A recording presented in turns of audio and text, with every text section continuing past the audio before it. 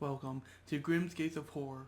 My name is Grim, and this is a new haven for all things horror movie related. And today I'm going to be reviewing the 2019 horror movie called Random Acts of Violence. Random Acts of Violence is a horror slasher that follows a comic book writer Todd on a road trip as he struggles to write the final issue of his comic series based on the I-90 killer Slasherman.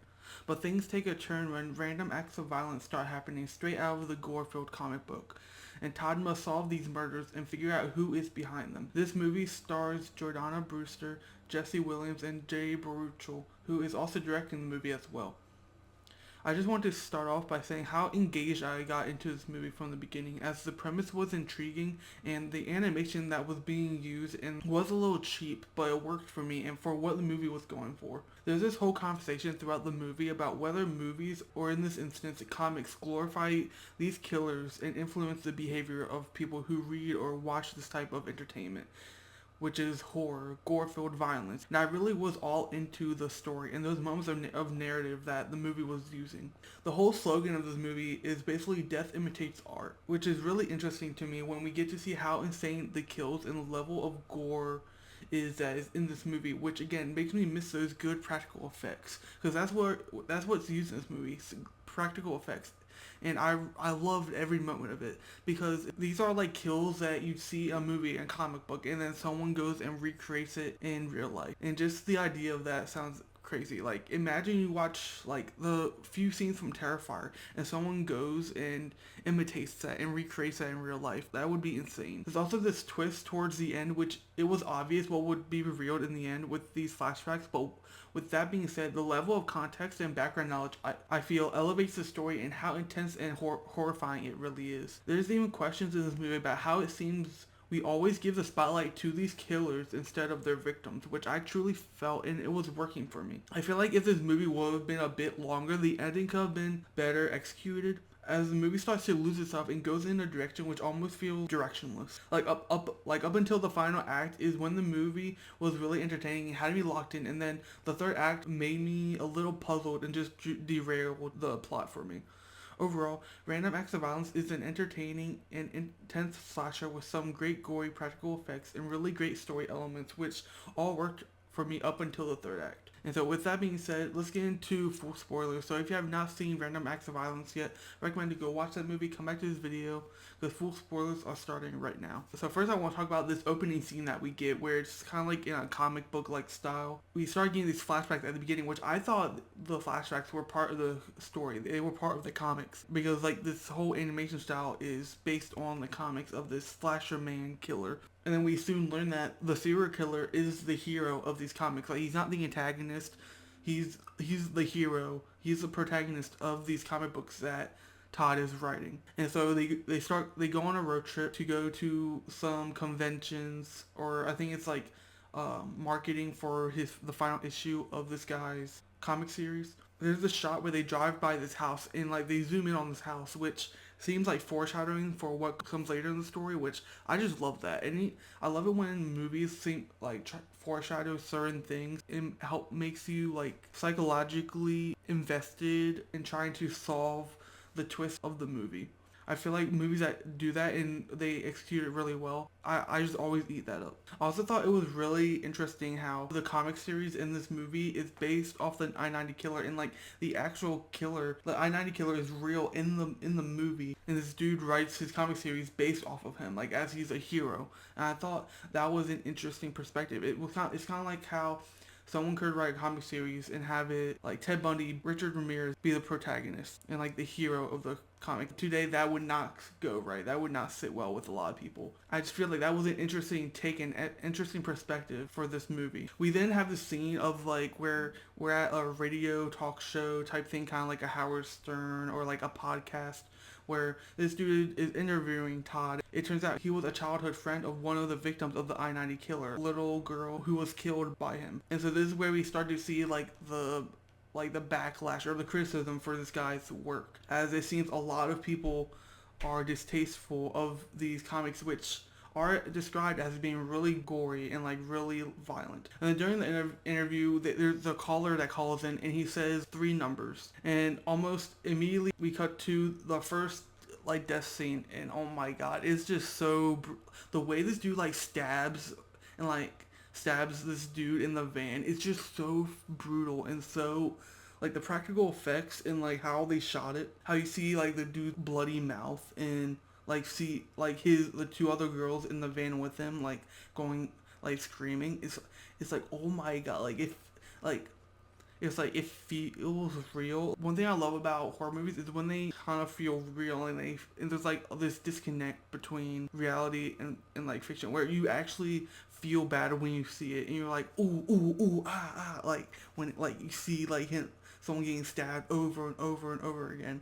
And it's just you just kind of like cringe a bit and like I love when horror movies are like that or like they're executed in that way because they really make you feel the thrill and like you really feel affected by what's going on. And I feel like that's the best type of movie. But yeah, the first like big death is probably like the craziest, where it's like this 3-person type of like almost like sculpture out of body parts, and it's kind of like they really see death as art type of thing, like it's an art form, kind of like what we've seen in other horror movies, like when it comes to like Leslie Vernon, and really looks like that. We then also get some insight on this Kathy character who is the love interest of Todd, I think Todd's wife or girlfriend, and it's like her career path is to write a book giving the victims of the I-90 killer a voice. And so it's like Kathy comes in and tells Todd that some big news, that one of the victims has reached back to her and would like to interview. And then he's like, oh, did you tell them that you're with me? And she's like, why you gotta make it about you? I kind of feel that way with Todd, like where it kind of feels like she's acting as like the adversary to his work and what he does basically. And like she's like the other side of that. So it kind of creates this tension, this drama where it's like Kathy doesn't see the side that Todd does. And later in the movie we do get to see why Todd writes these comics about this certain killer. But when I heard that Kathy was writing this book that was about the victims of the killer that Todd's comics are based off of, I'm just like, that kind of seems weird. It kind of seems like, but kind of like you're trying to use his career as a stepping stone to your own. I just felt like that was a little odd to me. But then after all this goes on at the motel, Todd's assistant, Aurora, gets killed, who is also Ezra's girlfriend.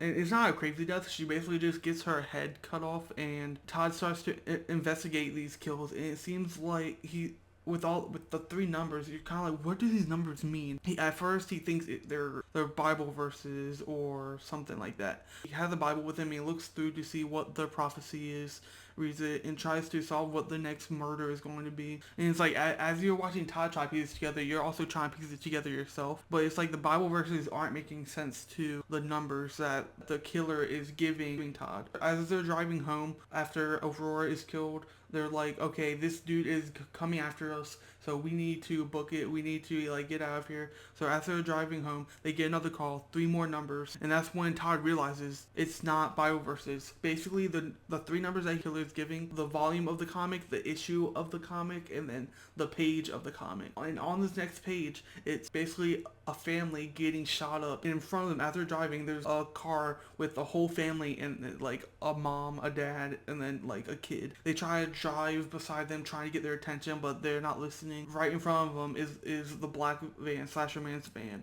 And he gets out and he shoots each, and then the mom gets out and she tries to get help from Todd, Kathy, and she gets shot from behind, and it's just like, oh my god, that just happened. Todd tries to drive away, but then they end up crashing, and Ezra is killed in the crash while Todd and Kathy are captured, and you're just like, oh my god, wait, this is happening. And it's like, this movie, it does not slow down. This is a movie that goes really fast because it's only an hour and 20 minutes. So it's like, this movie really picks up pretty fast. And one change that I thought was interesting that's different from like other movies, once Todd and Kathy are captured, Kathy is like accepting her fate. Like, she's not fighting, while Todd is trying to get her to get out of it, and like he wants to fight to get out of this. But Kathy's like, you know what, I'm accepting my fate. If I'm gonna die, I'd rather accept it and not be afraid of dying, basically. But they're able to get themselves together, break out while Kathy makes a run for it. She gets shot. She's able to get up, start keep running. And then as she cusses and provokes and taunts the killer, she gets killed, and it's just like, wow. And Jordana Brewster in this movie, I was like, oh my god. Like, I've only seen her in the Fast and Furious franchise, and seeing her in this, I'm like, oh my god, she's actually really good for like a horror movie. And I would have never guessed that or thought of that. But as Kathy tries to get away, Todd goes into Slasherman's house because they're taken to this junkyard, and basically that's basically where his safe house is, and that's where Todd finds the manuscripts for his comic, and that's when he realizes the Slasherman is trying to finish this comic that Todd has a writer block on, like he's not able to finish it. And after getting a bunch of the flashbacks of this little kid who we thought part of the comic series, we actually find out that Todd was a victim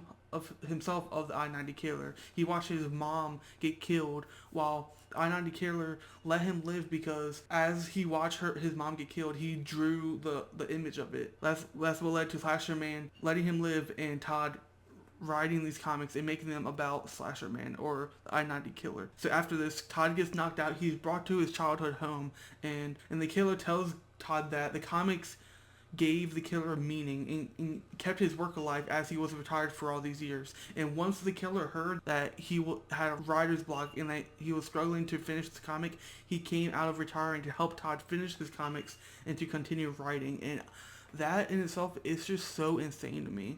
Like, thinking about the context and the background of this plot and the story, I really, really dig it. I really enjoy it. My only gripe with it is how the final act was executed, and it kind of felt rushed and just felt incomplete. Especially like with them being at the junkyard and seeing how all that go down, it just felt like it wasn't as smooth, and it felt more choppy and like messy than it should have. Then the I-90 killer, or I guess Slasherman, asks Todd to kill him and to use it for the comic. Basically, with the comic series ending with the Slasherman getting killed. And so Todd stabs him in the heart a couple times before slashing his throat. And that's when Todd grabs some lighter fluid and burns the house down before saying, "Fuck your ending."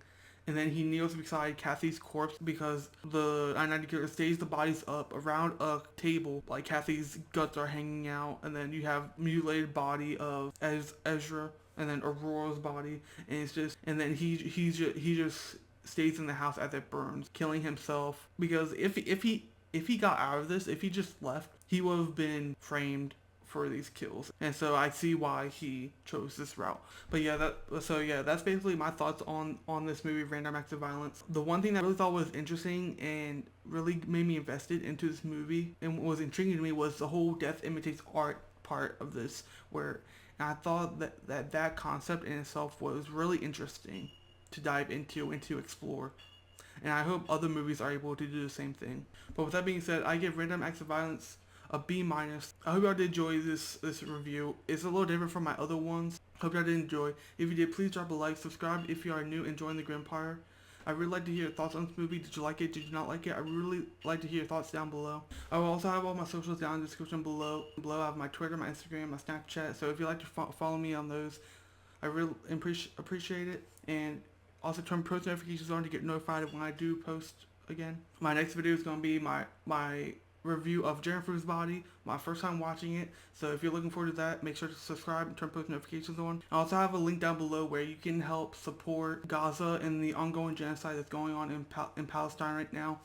Innocent Palestinians are being killed, slaughtered, and Israel is committing mass genocide. And whoever supports this or ignores the terrorism that is being committed is the problem. So please donate, and if you can't donate, please share and educate yourself and talk about what is happening in the East, because so many people are being complicit in this genocide, whether ignoring what's happening or actively supporting the violence that's occurring. So I will post a link in the description for anyone who can donate.